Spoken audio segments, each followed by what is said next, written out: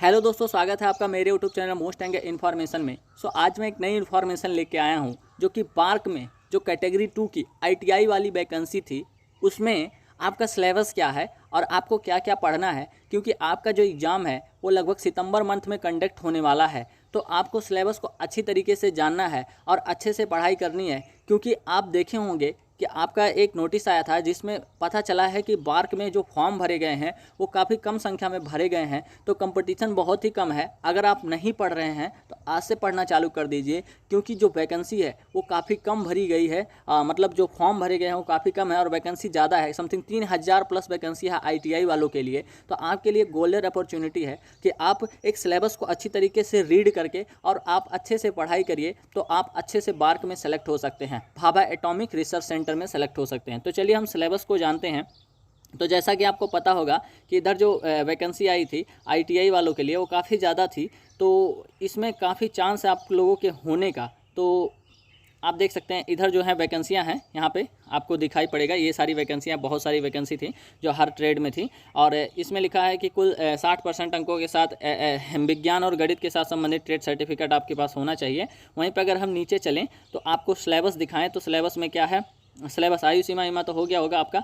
Syllabus जो है category 2 के लिए है, ये देख लीजिए यहाँ पे कैटेगरी 2 है, 18 से 22 के अभ्यर्थियों के लिए है। जो कि और नीचे चलेंगे तो आपको सिलेबस दिखाई पड़ेगा। चयन प्रक्रिया क्या है कैटेगरी 2 में आपकी जो होता है सबसे पहले क्या होगी, एक प्रारंभिक परीक्षा होगी और एक उन्नत परीक्षा होगी, मतलब सेकेंडरी परीक्षा होगी और एक कौशल परीक्षा होगी। ये 3 चरणों में जो होता है आपका जो आईटीआई वालों का एग्जाम है वो संपन्न होगा, जिसमें आपको लिखा हुआ है कि चरण 1 में जो होता है, चरण 1 में परीक्षा जो होता है संबंधित ट्रेड चरण के लिए चरण 1 परीक्षा, उसके बाद जो होता है चरण 2 परीक्षा कंप्यूटर आधारित परीक्षा होगी और भारतीय स्तर द्वारा आयोजित, भारतीय कौशल अखिल कौशल स्तर द्वारा आयोजित की जाएगी। और जो होता है मूल्यांकन केवल चरण 1 में प्रारंभिक पात्र पाए गए जो होता है अभ्यर्थियों के लिए ही किया जाएगा। मतलब ये बोल रहे हैं कि आपकी जो पहली परीक्षा होगी उसमें अगर आप पास होंगे तो आप सेकंड परीक्षा की जो कॉपी है वो आपकी चेक होगी या फिर आप पेपर उसमें दे पाएंगे। तो ये इनका कहने का मतलब है। अब यहाँ पे लिखा है कि प्रारंभिक परीक्षा के आपके सिलेबस क्या क्या है। तो प्रारंभिक परीक्षा जो होता है जिसे जो होता है छटाई परीक्षा है, यानी कि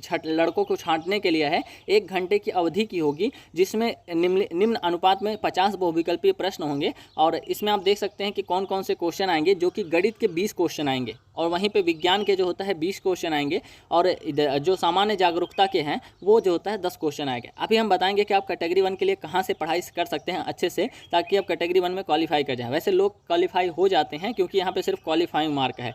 प्रत्येक सही उत्तर के लिए ये बोल रहे हैं कि 3 अंक दिया जाएगा, एवं गलत उत्तर के लिए जो होता है 1 अंक काट लिया जाएगा। और ये बोल रहे हैं कि सामान्य श्रेणी के लिए जो होता है कम से कम अंक प्राप्त करना है 40%। वहीं पे यानी कि होता है आरक्षित श्रेणी के लिए, सामान्य श्रेणी यानी कि जनरल और ईडब्ल्यूएस, और वहीं पे आरक्षित श्रेणी के लिए ओबीसी, एससी, एसटी और जो भी हैं उनके लिए जो होता है 30% अंक प्राप्त करने अभ्यर्थियों को छांटकर निकाला जाएगा। मतलब इससे कम जो प्राप्त करेंगे उनको जो होता है छांटकर निकाला जाएगा। उसके बाद जो होता है सेकंड परीक्षा जो है वो होगी 2 घंटे की अवधि के, जिसमें 50 बहुविकल्पी प्रश्न होंगे। उसके बाद जो होता है प्रत्येक सही उत्तर के लिए बोल रहे हैं, प्रत्येक सही उत्तर के लिए 3 अंक दिए जाएंगे।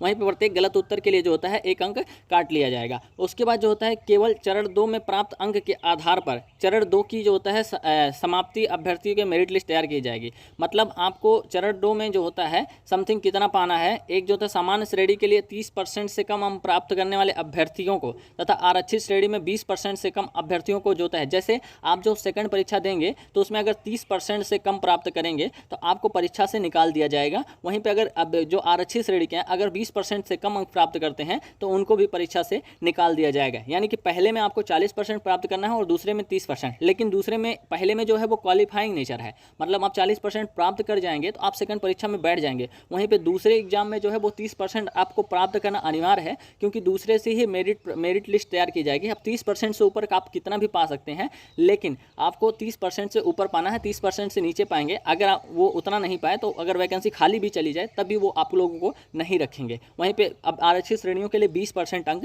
आपको प्राप्त करना होगा। तीसरा जो चरण होगा वो होगा कौशल परीक्षण। कौशल परीक्षण क्या हो जाएगा, जिसमें लघुकृत अभ्यर्थियों की चरण संख्या जो तो चरण 2 में योग्य पाए गए अभ्यर्थियों की संख्या पर निर्भर करेगी। यानी कि होता है ट्रेड परीक्षा जो होता है चरण 2 में जो परीक्षा देंगे उनमें जो होता है उनके ट्रेड पर निर्भर करेंगी। और ये बोल रहे हैं कि प्रत्येक ट्रेड में रिक्तियों की संख्या से 4 से 5 गुना अधिक नहीं होगी। मतलब ये बोल रहे हैं कि अगर हम थर्ड परीक्षा के लिए चयन करेंगे तो 4 से 5 गुना लोगों को लिए चयन करें, 4 से 5 गुना को चयन करेंगे। और जो होता है कौशल परीक्षा उत्तीर्ण और अनुत्तीर्ण के आधार पर, मतलब आपको जैसे वहीं आप कौशल परीक्षण देंगे, मतलब ट्रेड टेस्ट देंगे, तो आपका जो होता है वहीं पे उत्तीर्ण और वहीं पे अनुत्तीर्ण आपको बता दिया जाएगा। सो ये एक जो इन्फॉर्मेशन थी। और उसके बाद जो होता है इसमें क्या लिखा हुआ है कि चरण 2 उन्नत परीक्षा के पश्चात तैयार की गई मेरिट लिस्ट के आधार पर अभ्यर्थियों को चरण 3 के लिए लघुकृत सूची कौशल विकास उत्तीर्ण करने वाले को चरण 2 में उन्नत अंक के आधार पर मेरिट क्रम में लघुकृत नामविद किया जाएगा। मतलब ये बोल रहे हैं कि चरण 2 में आप जो प्राप्त करेंगे उसी के आधार पर आपकी मेरिट तैयार की गई, और जब चरण 3 आप पास कर जाएंगे तो वहाँ से मेरिट तैयार करके आपको जो होता है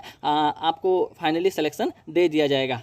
तो यहाँ पे लिखा हुआ है, ये सभी कुछ इंस्ट्रक्शन दिए हुए हैं। अब हम आपको बताते हैं कि आपको कैसे मतलब पढ़ाई करनी है। तो ये देख लीजिए, यहाँ पे जो होता है एक क्वालिफाइंग नेचर है गणित का और 20 नंबर का, और जो होता है विज्ञान 20 नंबर का, और सामान्य जागरूकता 10 नंबर के। यहाँ पे आपको 40% अंक प्राप्त करना है, मतलब 150 का जो होता है 40% जो होता है समथिंग 20 क्वेश्चन हो जाएंगे जनरल के लिए। वहीं पे आपके ओबीसी के लिए जो होता है, ओबीसी SC ST के लिए जो होता है 30%, मतलब 150 का 30% हो गया समथिंग, मुझे लगता है 17 या 16 क्वेश्चन हो गए, 17 क्वेश्चन हो गए हैं। तो ये सभी आपके हैं पूरे। और जो होता है दूसरा पेपर तो आपने देख ही लिया होगा। तो आपको अगर एक की तैयारी करनी है तो सामान्य जागरूकता के लिए आपको जो लूसेंट की बुक है उससे आपको पढ़ाई करनी है। वहीं पे अगर जो होता है गणित के लिए देख लें तो आप RS अग्रवाल से बुक लगा सकते हैं, बहुत आसान है, और जो होता है या ST यादव से लगा सकते हैं। वहीं विज्ञान के लिए आप 10वीं की जो विज्ञान की बुक है उसको आप पढ़ लेंगे तो आपका जो होता है काम हो जाएगा। यहाँ से आप प्राप्त कर सकते हैं। प्रत्येक सही उत्तर के लिए आपको 3 अंक मिलेगा।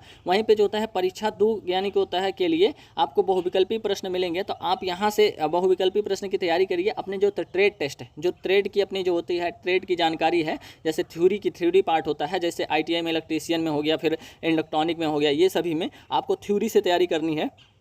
तो यहाँ पे थ्योरी आप पूरा पढ़ डालिए, क्योंकि आपका जो एग्जाम है वो काफ़ी नज़दीक आ चुका है। तीसरे में आपका कौशल परीक्षण होगा, तो आप जो थ्योरी पढ़े रहेंगे और उस थ्योरी के बारे में जो जानकारी होगी आपके पास, उसी से आपका जो होता है काम तीसरे परीक्षा में हो जाएगा। बहुत ज़्यादा उसमें थोड़ा सा पूछा जाएगा, बहुत ज़्यादा हार्ड नहीं रहेगा, तो कोई दिक्कत नहीं है। बहुत कम कंपटीशन है, अगर आप अच्छे से तैयारी करते हैं तो आप फाइनली सिलेक्शन ले जाएंगे।